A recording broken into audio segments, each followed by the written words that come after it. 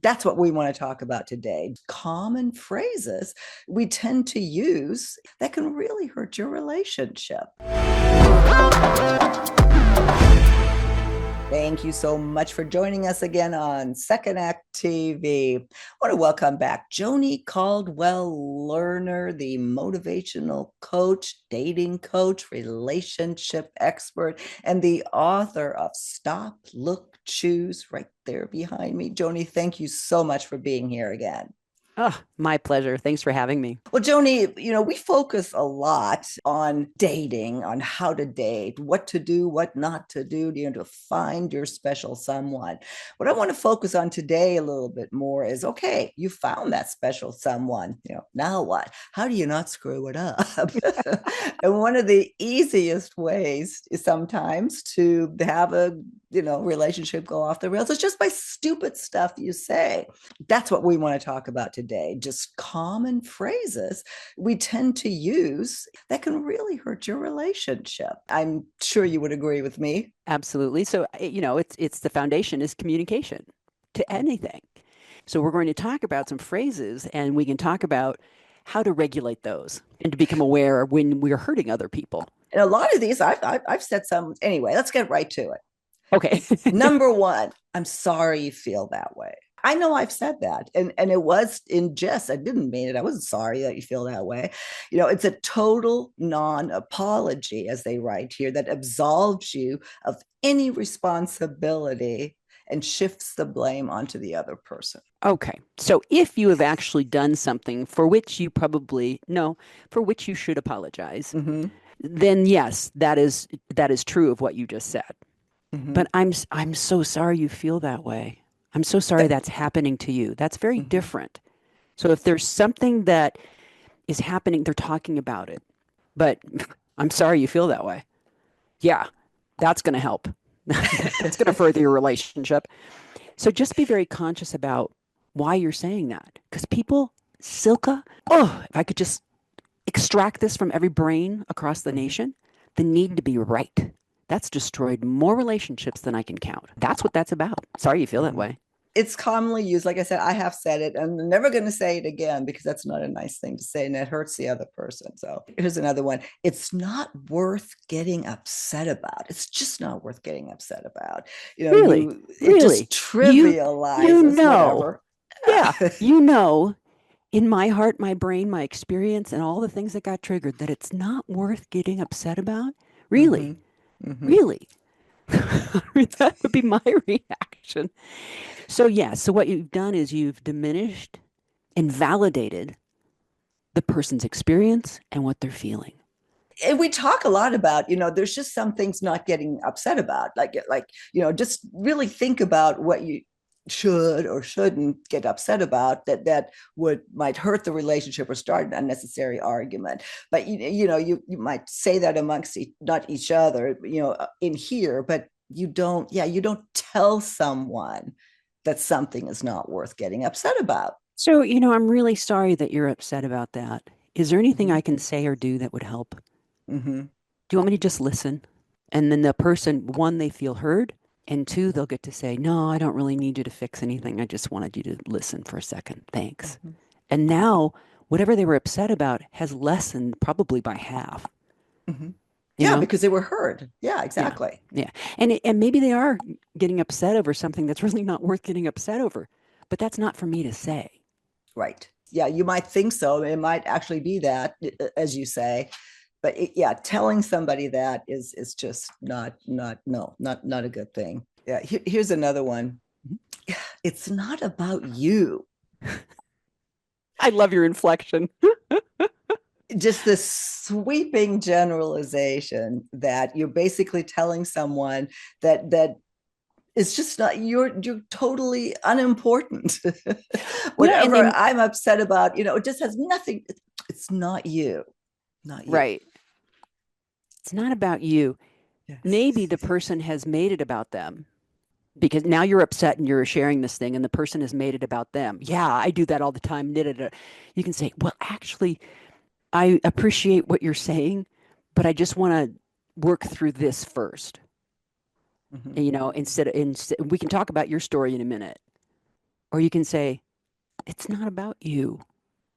I'm just upset about something else.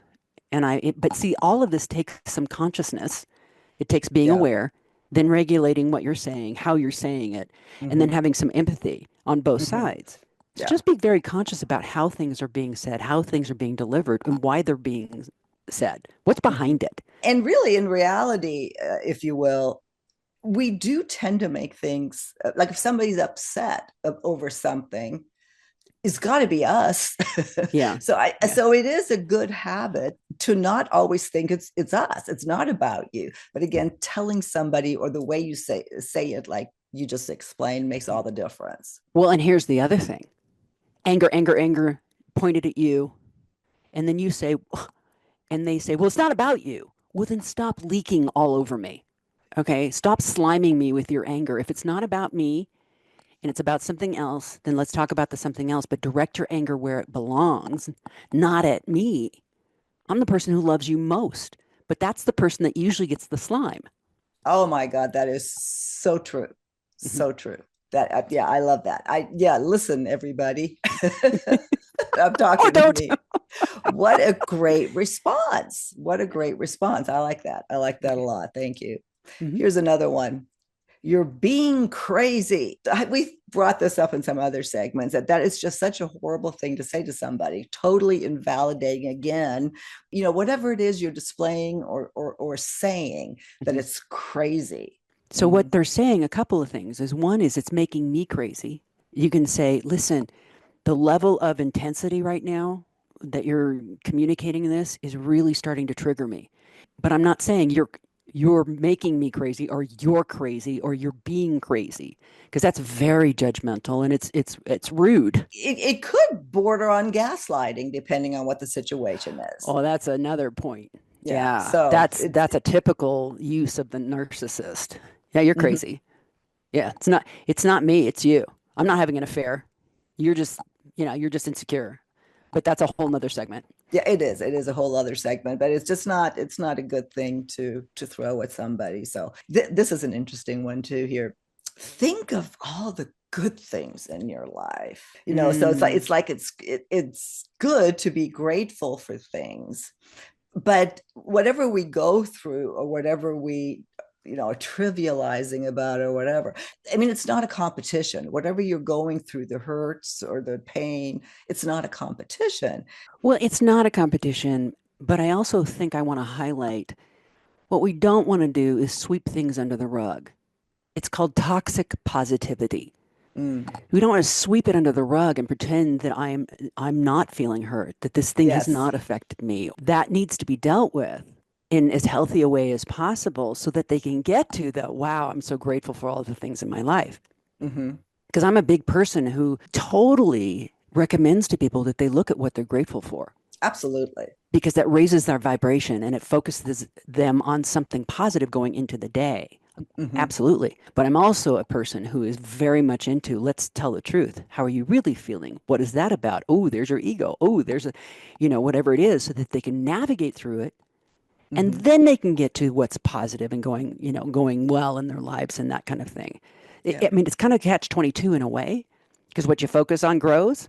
Yeah, and depending on what it is that if you continue to be bitch about, or if you're continuously bitching about something, the same thing over and over and over again, then there might be a time where something like that, pointing that out is appropriate. Well, then first say, I've noticed that this is the same thing that bothered you yesterday and last week, and then you mentioned it about a month ago. That's very Yeah. interesting to me. And so maybe that's something that you should look at, Mm-hmm. or you could look at. Shoulds we don't Mm-hmm. like so much, but maybe that's something you could Right. look at so that you can shift it because it's Mm-hmm. causing you pain. Yeah, I think in general, it's really good for us to focus on being grateful.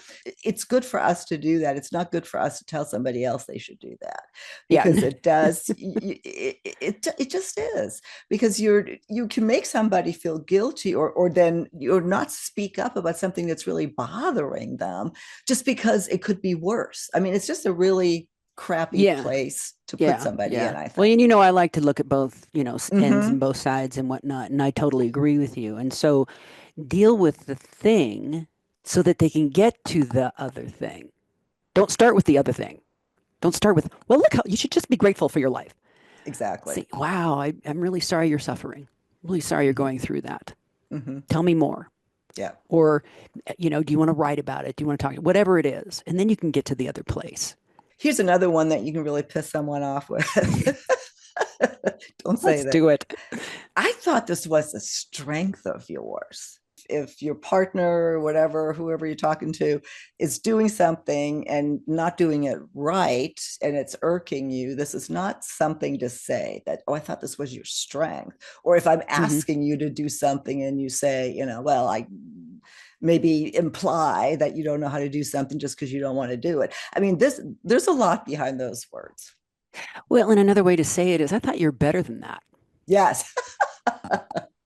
Right? So I'm a person who works on herself. John's a person who works on himself. Is he perfect? No. Am I perfect? No.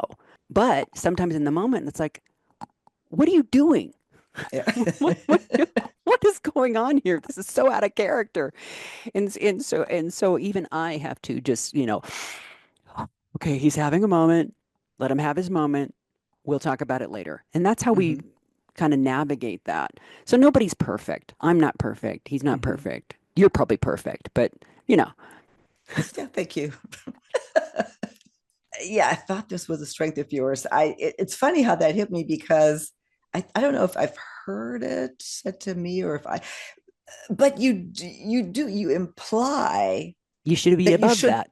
yeah, or that you are or should be better than this. And Yeah, that's, Silka, you have a show about relationships. yeah, What is wrong that's with where, you? you know what? That is exactly actually, I think what was triggering me. Actually, he hasn't said that, but I've said it to myself. He goes, Mm, I have said to myself, what I should know better than this. hmm Why do I even have this show? So maybe that's why this triggered me. Well, and part of the reason your show is so successful is because you're so accessible. You're so real. You're so honest. You're not talking to people, nor am I. I hope that it is felt this way from an ivory tower. No one's going to listen Mhm. to that. So we're just real people trying to do the best that we can, like everybody else watching your show. We're just trying to do the Yay. best we can. Yeah, that was a good one. Finally here, and we've talked about this on other shows too. Calm down.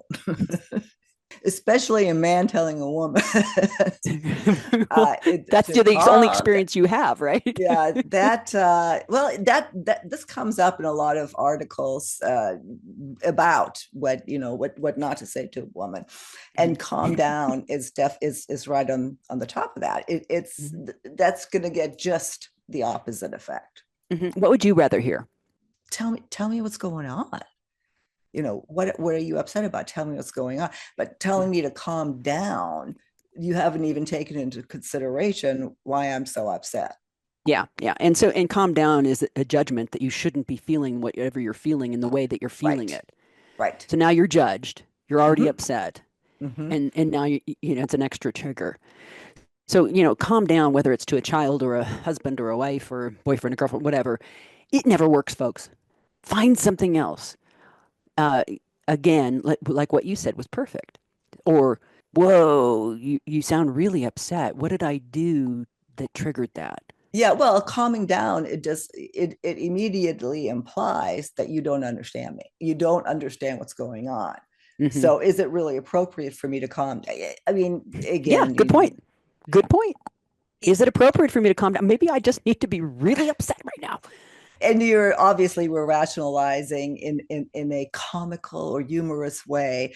However, that's the way it is picked up, no matter how rational and put together you are. When somebody tells you to calm down, you're doing Yeah, something really wrong. yeah, it has the Why? opposite effect. Right. Yeah, it has the opposite effect. And the person will probably feel better if they were able to calm down. But saying calm down is not going to get them there. No, this is really this article for me was definitely food for thought. It seems so simple and so logical. And we don't think about it. That's why this stuff happens. That's why people write about this. And that's why we can identify with all of these things. We've all heard it before. And I think what we don't think about is the impact that it can, in fact, have on a relationship. Joni, did we miss something? Anything you want to add here before we close down this segment? My hope for people is that they're able to live free from their past, free from their mistakes. And I love this one. Just because we made a mistake doesn't make us a mistake. To live free from needing to be perfect, needing to be. So nobody out there, I hope, will take any of what we said personally, which of course somebody will, but that they take nothing personally and they just go, don't take it personally. Oh my God. You know what? Do you know what? I had somebody comment once that we laugh too much. I'm like, I get that all the time. I know. It's like, okay, whatever. Yeah. So, we enjoy ourselves. Yeah. Well, and we laugh more. I'd rather laugh too much than not enough. And yeah, there's plenty of serious out there. Exactly. Joni, thank you for your time as always. It's always a joy speaking with you. You do. I wish you calm down every now and then, but otherwise, I think we're doing just great.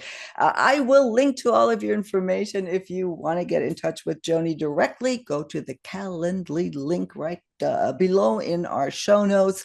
And while you're at it, pick up a copy of Stop, Look, Choose right behind me, Joni's brand new book that really brings some clarity into what you may need to work on in your life and how to. So, Joni, thank you again. And I can't wait for our next discussion on Second Act TV. Thank you.